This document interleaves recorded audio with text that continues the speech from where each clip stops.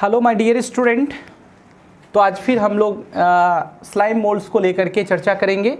इससे पहले हमने बात किया था यूग्लिनोइड्स के बारे में, और यूग्लिनोइड्स से पहले हमने डिस्कशन किया था डाइनोफ्लैजलेट, और डाइनोफ्लैजलेट से पहले क्राइसोफाइट्स। ये सब किंगडम प्रोटिस्टा का टॉपिक है।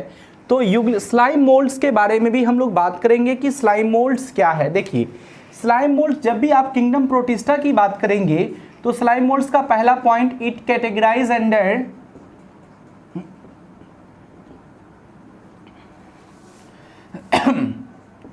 Under kingdom protista. इसको किंगडम प्रोटिस्टा के अंदर रखा गया। एक बात तो समझ में आ रहा है कि ये किंगडम प्रोटिस्टा का पार्ट है।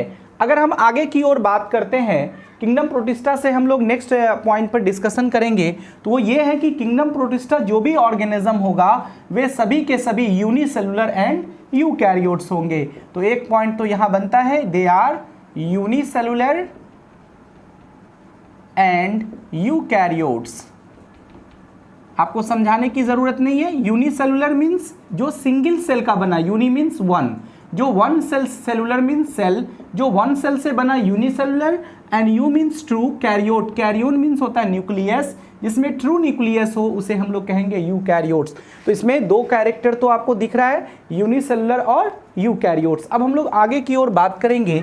सबसे महत्वपूर्ण बात यह है इसका कि यह सेप्रोफाइटिक नेचर का होता है। अभी तक आपने किंगडम प्रोटिस्टा के अंदर जो भी ऑर्गेनिज्म का बात किया था वे सभी के सभी ऑटोट्रॉफिक नेचर के थे, यानी फोटोसिंथेटिक नेचर के थे। चाहे वो आप देख लो क्राइसोफाइट में डायटम्स या डेस्मिड की बात कर लो, या आप डाइनोफ्लैजलेट की बात कर लो, या आप यूग्लिनोइड्स की बात कर लो। लेकिन यूग्लिनोइड्स में एक खास कैरेक्टर भी था, हेट्रोट्रॉफिक नेचर भी शो करता था, बट वो सेप्रोफाइटिक नहीं थे। लेकिन यहाँ क्या है, ये ऐसा प्रोटिस्टन है जो सेप्रोफाइटिक नेचर का होता है। कहा जाता है सेप्रोफाइट्स, आपने पढ़ा होगा मृत जीवी। तो मृत जीवी पोषण जो होते हैं, मृत जीव जो होते हैं, वो हमेशा सड़े गले चीज़ों से अपना फूड लेते हैं। जितना भी किंगडम है उसमें किंगडम फंजाई ही एक ऐसा किंगडम है जहां सेप्रोफाइटिक न्यूट्रिशन पाया जाता है। लेकिन सेप्रोफाइटिक न्यूट्रिशन, हाँ, किंगडम मोनेरा में भी होते हैं, कुछ डिकम्पोजर्स बैक्टीरिया होते हैं, लेकिन किंगडम प्रोटिस्टा में भी एक ऑर्गेनिज्म है जो सेप्रोफाइटिक नेचर का होता है, जिसका नाम है स्लाइम मोल्ड्स। तो ये सेप्रोफाइटिक प्रोटिस्ट इसको कहते हैं। पूछा जाएगा आप लोग से, कभी कभी ऐसे क्वेश्चंस आते हैं, which one is saprophytic protist, तो वहाँ पर ऑप्शन रहेगा स्लाइम मोल्ड्स। आप स्लाइम मोल्ड्स पर क्लिक करोगे। अब देखिए यहाँ पर इसका जो बॉडी होता है, इसको सेप्रोफाइट क्यों कहते हैं, क्योंकि इसका बॉडी हमेशा मूव करता है डिकेइंग ट्विंग्स की तरफ, हमेशा सड़े गले चीज़ों की तरफ इसका बॉडी मूव करता है, क्योंकि वो वहीं से फूड ऑब्टेन करता है। और साथ में कहा जाता है लीव्स इंगल्फिंग ऑर्गेनिक मटेरियल, यानी लीफ जो डिकम्पोज हो रहा होता है उसके अंदर जो भी ऑर्गेनिक मटेरियल है, इस ऑर्गेनिक मटेरियल को भी ये ईजिली क्या करता है, इंगल्फ करता है। तो ये बड़ा खूबसूरत बात है स्लाइम मोल्ड्स के बारे में कि स्लाइम मोल्ड्स जो है वो हमारे पृथ्वी पर कचरे को साफ करता है, यानी अगर कहो तो आपके आसपास ये इन्वायरमेंट को क्लीन करता है। तो ये हमारे लिए एक बहुत ही बेनिफिशियरी है। अब हम बात करते हैं नेचर की। देखिए, सबसे खूबसूरत बात है कि हर ऑर्गेनिज्म का सर्वाइव करने का अपना अपना तरीका होता है। कोई ऑर्गेनिज्म एडवर्स कंडीशन में सर्वाइव कर रहा होता है, तो कोई फेवरेबल कंडीशन में सर्वाइव करता है। एडवर्स अनफेवरेबल को कहते हैं, जो उसके अनुकूल नहीं होता है। इसी तरह स्लाइम मोल्ड्स के साथ भी है कि ये फेवरेबल नेचर में क्या शो करता है, और अनफेवरेबल जब उसके लिए एनवायरनमेंट उसके सपोर्ट में नहीं हो तब ये क्या शो करता है। आइए देखते हैं। देखिए यहाँ पर अगर हम फेवरेबल कंडीशन की बात करते हैं, जैसे कि इसके इन्वायरमेंट इसके सपोर्ट में है, उस समय ये जो स्लाइम मोल्ड्स होते हैं ये एग्रीगेट होते हैं, आपस में एक जगह इकट्ठा होकर के वो एक स्ट्रक्चर बनाता है, और उस स्ट्रक्चर का नाम है प्लाज्मोडियम। तो प्लाज्मोडियम का फॉर्मेशन कौन कर रहा है, प्लाज्मोडियम का फॉर्मेशन कर रहा है कौन, जब ये फेवरेबल कंडीशन होगा तब जाकर के स्लाइम मोल्ड्स क्या बन जाएगा, प्लाज्मोडियम बन जाएगा जो ग्रो कर सकता है और फैल सकता है सेवरल फीट। कहा जा रहा है कि ये जो प्लाज्मोडियम है ये ग्रो कर सकता है काफ़ी, मतलब सेवरल फीट तक ग्रो कर सकता है। सेवरल फीट मतलब कई फीट तक ये ग्रो कर सकता है। उसके साथ ये क्या कर सकता है, स्प्रेड यानी फैल सकता है। तो ये इसकी ख़ास बात है। ये जब एक जगह इकट्ठा होगा तो ऑब्वियसली इसका जो डायमीटर होगा वो क्या होगा, बढ़ता चला जाएगा।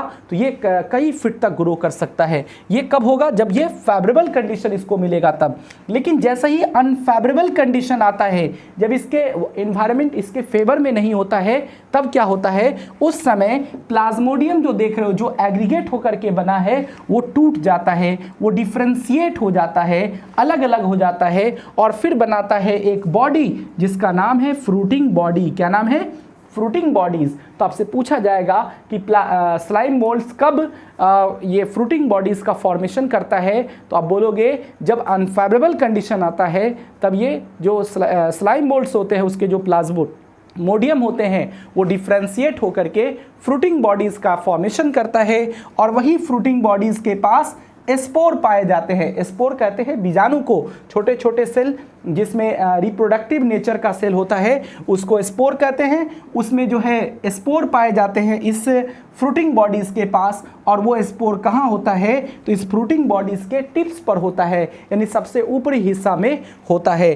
अब हम लोग बात करते हैं कि स्पोर कैसा होता है।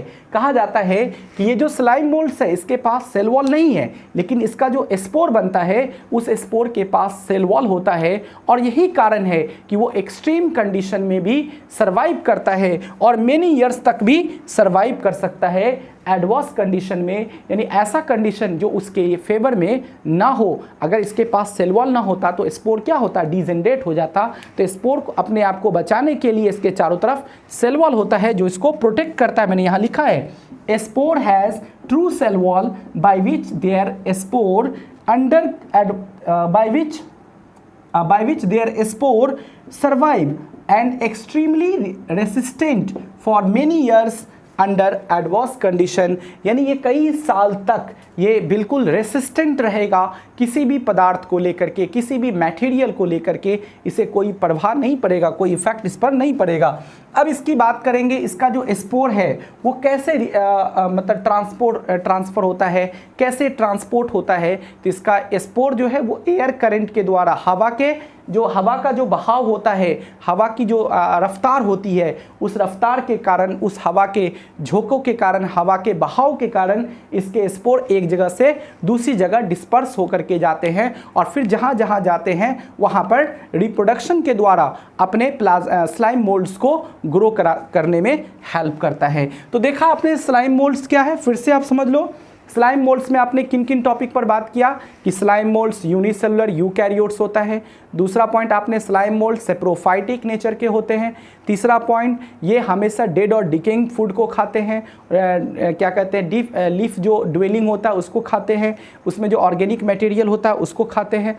उसके बाद हम बात करेंगे थर्ड पॉइंट के बाद चौथे पॉइंट में, तो ये दो कंडीशन में सर्वाइव करता है, फेवरेबल में भी और अनफेवरेबल में भी। लेकिन फेवरेबल कंडीशन जब होता है तो ये सब एक जगह इकट्ठा होता है, एग्रीगेट होता है और बनाता है प्लाज्मोडियम जो सेवरल फीट तक ग्रो कर सकता है या सेवरल स्प्रेड कर सकता है कई फीट तक। उसके बाद हम बात करें अनफेवरेबल कंडीशन का, जब अनफेवरेबल कंडीशन होगा तो वही प्लाज्मोडियम बिखर कर, टूट कर वो बनाता है फ्रूटिंग बॉडीज़ और उस फ्रूटिंग बॉडीज़ के टिप्स पर स्पोर पाए जाते हैं जो स्पोर रिप्रोडक्शन में आगे पार्टिसिपेट करता है। ये इसका स्पोर जो होता है वो कई ईयर्स तक सर्वाइव कर सकता है क्योंकि इसके पास सेल वॉल होता है, जबकि स्लाइम मोल्ड्स के पास सेल वॉल नहीं होता है। तो ट्रू वॉल होने के कारण ये कई ईयर्स तक सर्वाइव कर सकता है, किसी भी एक्सट्रीम कंडीशन में भी सर्वाइव कर सकता है। और सबसे लास्ट पॉइंट जो इसका स्लाइम मोल्ड्स का ये है कि इसका जो स्पोर है वो रिप्रोडक्शन में जब ट्रांसपोर्ट होता है, रिप्रोडक्शन के दौरान जब ये ट्रांसपोर्ट होता है, एक जगह से दूसरी जगह जाता है, तो उसके लिए एयर करंट यानी हवा का बहाव इसको मदद करता है। तो अगर पूछा जाएगा कि इसका स्पोर कैसे डिस्पर्स होता है तो आप बोलोगे एयर करंट के द्वारा। तो आपने देखा कितना महत्वपूर्ण ये आपके लिए टॉपिक रहा।